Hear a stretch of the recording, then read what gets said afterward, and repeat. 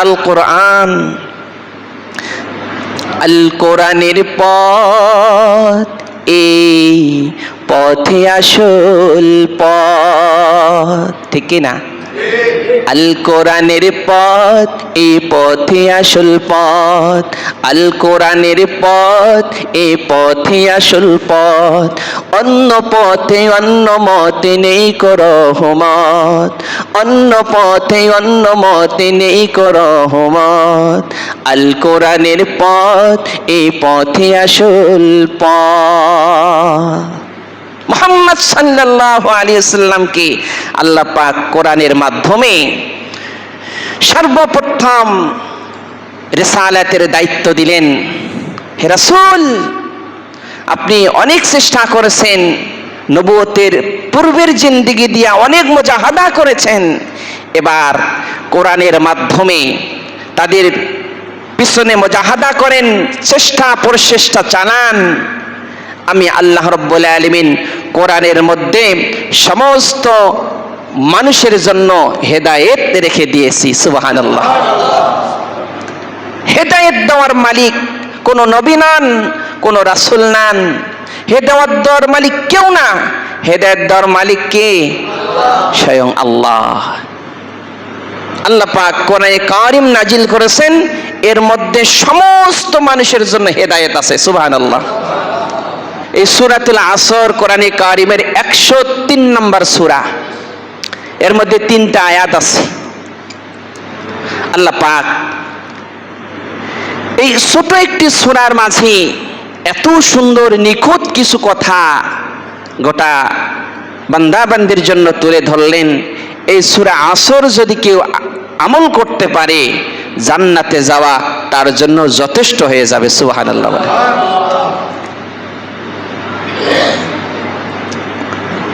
আল্লাহ রাব্বুল আলামিন তিনি বলছেন, ওয়াল আসর ইন্নাল ইনসানা লাফি খুসর। ওয়াল আসর এটা আরবি শব্দ, এর অর্থ হচ্ছে যুগ অথবা সময়। আল্লাহ পাক সময়ের কসম করতেছেন, কসম। আল্লাহ পাক সময়ের কসম করতেছেন।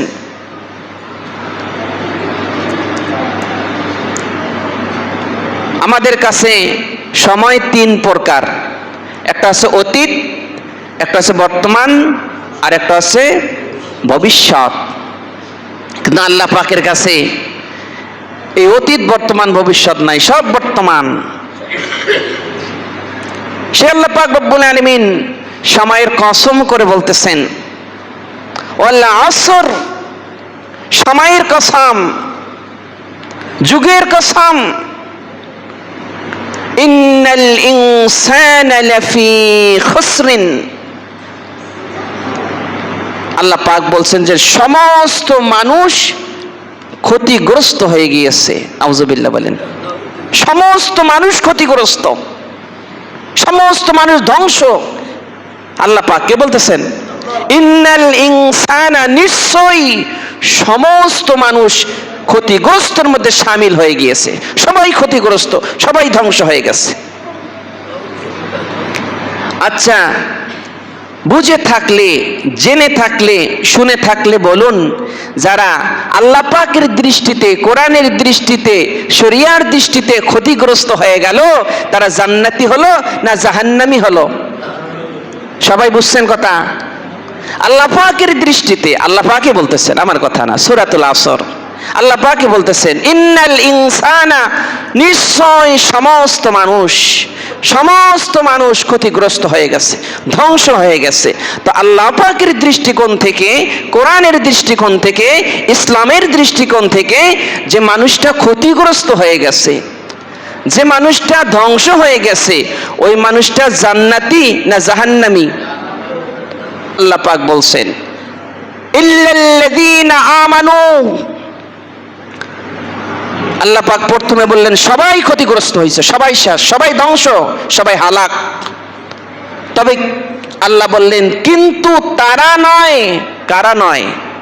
4টা গুণ যাদের মধ্যে আছে তারা নয়। সুবহানাল্লাহ।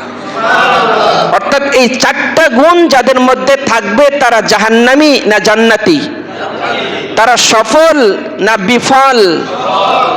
চারটা গুণ। প্রথম গুণ ইল্লাল্লাযীনা আমানু, যারা ঈমান আনবে। কি আনবে? ঈমান আনবে। হাত পা থাকলে মানুষ হবে না সফল, হাত পা থাকলে মানুষ হবে না, আপাতমস্তক পঞ্চ ইন্দ্রিয় মানুষের মতো দেখলেই মানুষ হবে না, সফল মানুষ হবে না, ক্ষতিগ্রস্ত থেকে বাঁচতে পারবে না, ধ্বংস থেকে বাঁচতে পারবে না। ধ্বংস থেকে, ক্ষতিগ্রস্ত থেকে বাঁচতে হলে সর্বপ্রথম গুণ তার ঈমান লাগবে। কি লাগবে? ঈমান। ঈমানের দাবি কি? রাদিতু বিল্লাহি রাব্বা, এই ঈমান দিয়ে আল্লাহকে খুশি করা লাগবে। কাকে? ঈমান দিয়ে কাকে খুশি করতে হবে? আল্লাহ কিসে খুশি? আল্লাহ কিসে খুশি হন? তা'মুরুনা বিল মারুফ ওয়া তানহাউনা আনিল মুনকার, দুটো কাজ আল্লাহ খুশি হন। সুবহানাল্লাহ বলেন। বান্দা যখন আল্লাহর আদেশ মানে এবং নিষেধ যখন ছেড়ে দেয় তখনই আল্লাহ খুশি হন। সুবহানাল্লাহ। এটা হচ্ছে ঈমানের দাবি। দুটো জিনিস আল্লাহ খুশি, তা'মুরুনা বিল মারুফ ওয়া তানহাউনা আনিল মুনকার। বান্দা যখন আল্লাহর আদেশ মেনে নেয় আর নিষেধ থেকে বিরত থাকে তখনই আল্লাহ পাক বান্দার উপর রাজি আর খুশি হয়ে যান। সুবহানাল্লাহ। তাহলে এক নম্বর গুণ ঈমান। এক নম্বর গুণ কি? এই ঈমান দিয়ে খুশি করব কাকে? কয় উপায়ে? তা'মুরুনা বিল মারুফ ওয়া তানহাউনা আনিল মুনকার, আল্লাহ যা আদেশ করেছেন মানবো আর আল্লাহ যা নিষেধ করেছেন ছাড়বো। এটা হচ্ছে এক নম্বর শর্ত। কয় নম্বর? আওয়াজ দিয়ে বলেন কয় নম্বর? আজ থেকে আমল করতে পারবো তো? দুই নম্বর শর্ত ওয়া আমিলুস সলিহাত, নেক কাজ করবে, ভালো কাজ করবে, নেক কাজ করবে, ভালো কাজ করবে। সর্বপ্রথম ভালো কাজ কি ঈমানের পরে জানেন? সর্বপ্রথম ভালো কাজ ঈমানের পরপরই সর্বপ্রথম ভালো কাজ, এর উপরে আর একটাও ভালো কাজ নাই। ওই আমলটার নাম বলেন তো? কি? নামাজ। এটার নাম কি? নামাজ। দিনে কয় ওয়াক্ত নামাজ? কিন্তু আজকে আমরা এমন ইমানদার, ঈমান দিয়ে আল্লাহকে খুশি করতে হবে। দিনে কয় ওয়াক্ত নামাজ পড়ে? দিনে রাত্রে কয় ওয়াক্ত নামাজ পড়ে খুশি করতে হবে? এই যে 5 ওয়াক্ত নামাজ, এটি আল্লাহ পাকের আদেশ। আল্লাহ পাকের কি আদেশ? তা'মুরুনা বিল মারুফ, এই যে ভালো কাজ, নেক কাজ, কল্যাণকর কাজ, যে কাজ করলে আল্লাহ পাক খুশি হন, বান্দাকে কাছে টাইনে নেন। সুবহানাল্লাহ। এটা আল্লাহ পাকের আদেশ। 5 ওয়াক্ত নামাজ ঈমানের পরপরে, যে ঈমান দিয়ে আল্লাহকে খুশি করব। আমরা যারা 5 ওয়াক্ত নামাজ পড়ি না, দিন রাত্রে 5 ওয়াক্ত নামাজ পড়ি না, আমার ঈমান দিয়ে আল্লাহ খুশি হইল না বেজার হয়ে গেল? কথা বুঝছেন? তাহলে এই ক্ষতিগ্রস্ত থেকে, ধ্বংস থেকে বাঁচার জন্য যে প্রথম গুণ দরকার, ওই প্রথম গুণ অর্জন করলাম না ফেল হয়ে গেলাম? বুঝতে পারছেন কথা?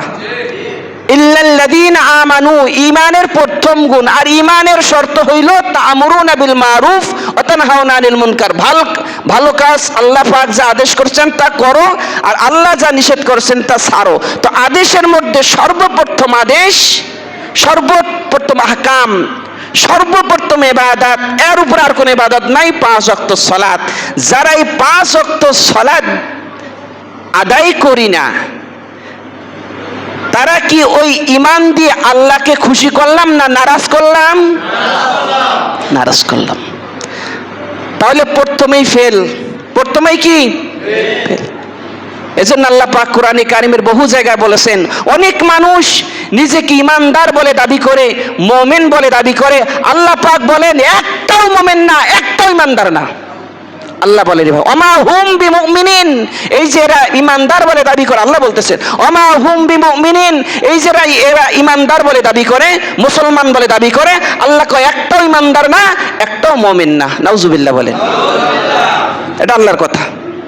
তাহলে প্রথম শর্ত, ইমান দিয়ে কাকে খুশি করব? তাহলে ইমানের দাবি হচ্ছে 5 ওয়াক্ত সালাত। ইমানের দাবি কি?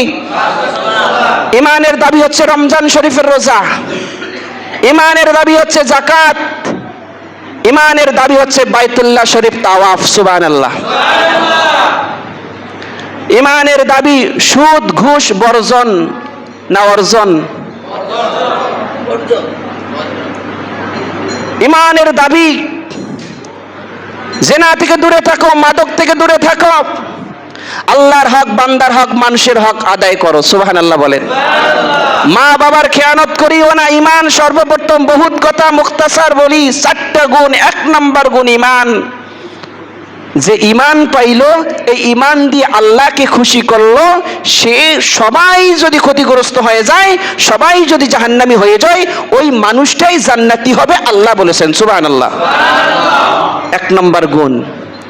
2 নম্বর গুণ ওয়ামিলুস সালিহাত, নেক কাজ করবে, ভালো কাজ করবে, নেক কাজ করবে, ভালো কাজ করবে, কল্যাণকর কাজ করবে। ইমানের সাথে সাথে আল্লাহ পাক যা আদেশ করবেন, ওই যে বললাম তা'মুরুনা বিল মারুফ ওয়া তানহাউনা আনিল মুনকার, ব্যক্তিগতভাবে হোক, পারিবারিকভাবে হোক, সামাজিকভাবে হোক, রাষ্ট্রীয়ভাবে হোক, সর্ব অবস্থায়, সর্বহালতে বান্দা আল্লাহ যা আদেশ করেছেন ওই আদেশ মানবে, আল্লাহ যা নিষেধ করেছেন তা ছেড়ে দিবে, তা ছাড়বে। এইটাই হচ্ছে 2 নম্বর গুণ। ইমান পাইলো, আমল বাস্তবায়ন করলো। সুবহানাল্লাহ। 3 নম্বর গুণ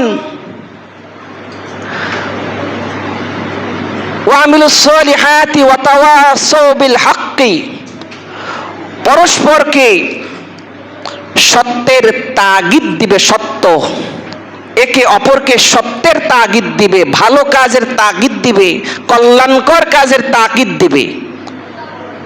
নিজেও হক পথে চলবে, আরেকজনকেও হক পথে চলার তাগিদ, নিজেও হকের প্রতি ইস্তেকামাত থাকবে, আরেকজনকেও হকের প্রতি ইস্তেকামাত রাখবে।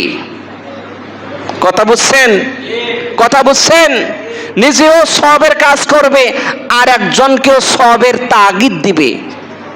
নিজেও নামাজ পড়বে, আরেকজনকেও নামাজ পড়ার তাগিদ দিবে। নিজেও কোরআনে কারিম তেলাওয়াত করবে, আরেকজনকেও কোরআনে কারিম তেলাওয়াতের তাগিদ দিবে। নিজেও সকাল সন্ধ্যা তাসবিহ পড়বে, আরেকজনকেও সকাল সন্ধ্যা তাসবিহ পড়ার তাগিদ দিবে। অর্থাৎ নিজেও সমস্ত ভালো কাজ করবে, আরেকজনকেও সমস্ত ভালো কাজ করার তাগিদ দিবে।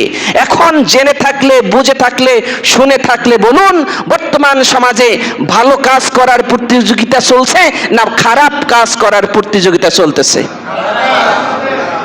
ভালো কাজের পার্সেন্টেজ বেশি না খারাপ কাজের পার্সেন্টেজ বেশি?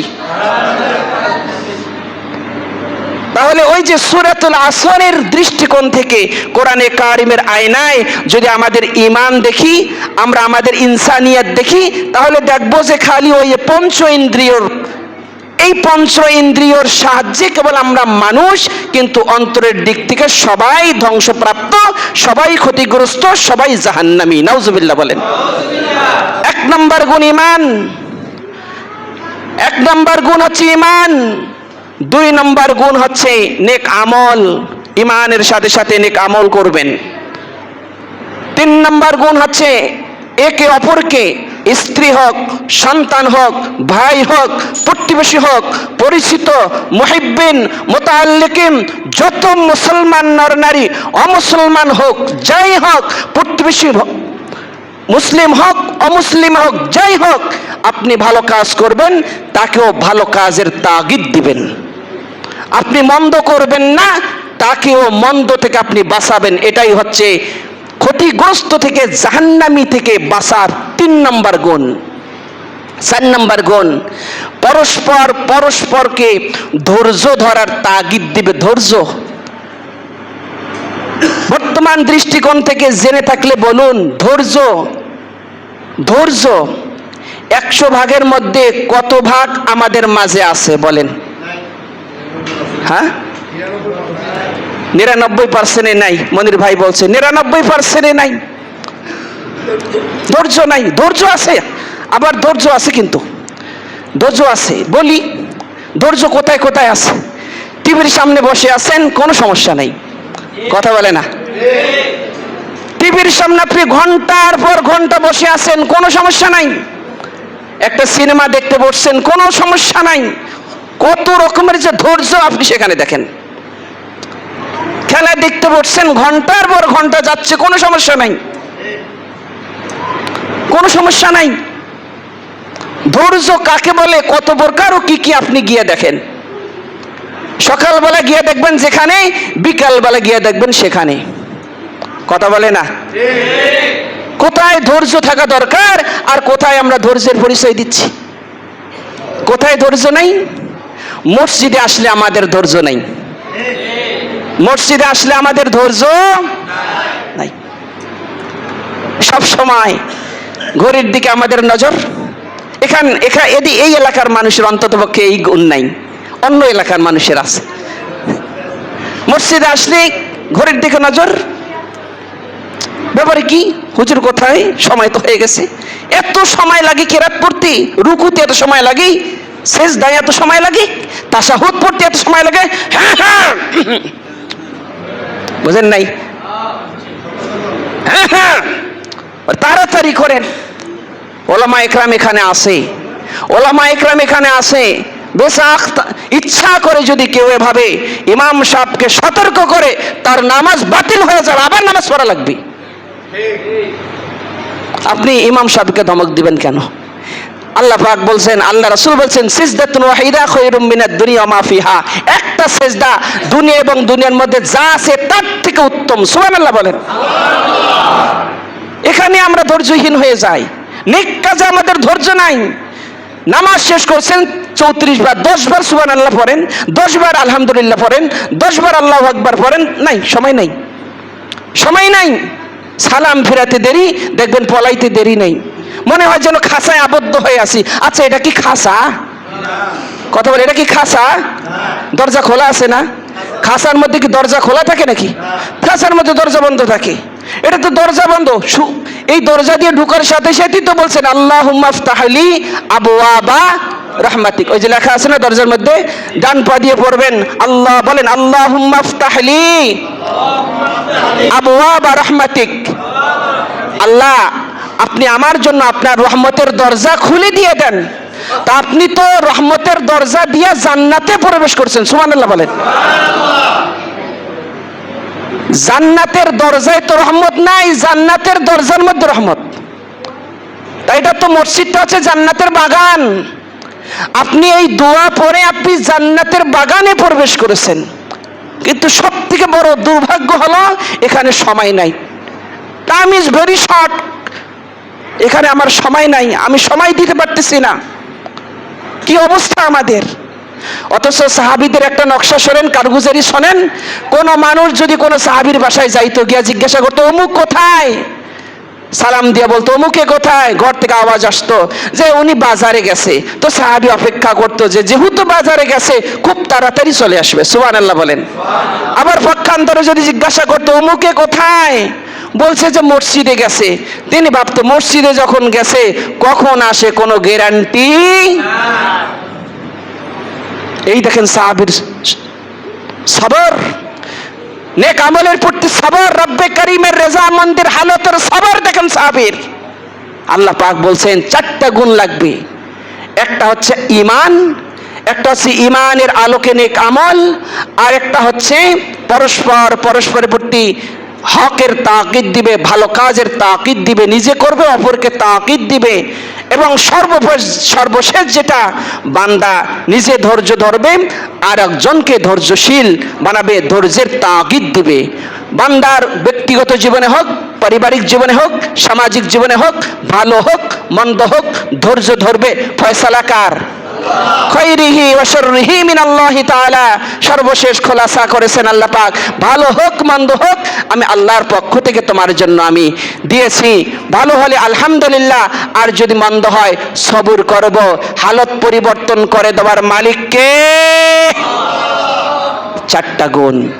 আল্লাহ পাক যেন আমাদের সূরাতুল আসরের মুখতাসার যে কিছু কথা বললাম, এই সূরাতুল আসরের দাবিতে ঈমান, নেক আমল, নিজে হকের প্রতি চলবো, আর একজনকে হকের তাকিদ দেব, নিজেও ধৈর্য ধারণ করব, আর একজনকে নেক আমলের প্রতি ধৈর্য ধারণের তাকিদ দেব। আল্লাহ যেন আমাদের সবাইকে কথা চারটা বোঝার, আমল করার তৌফিক দান, বলি আমিন।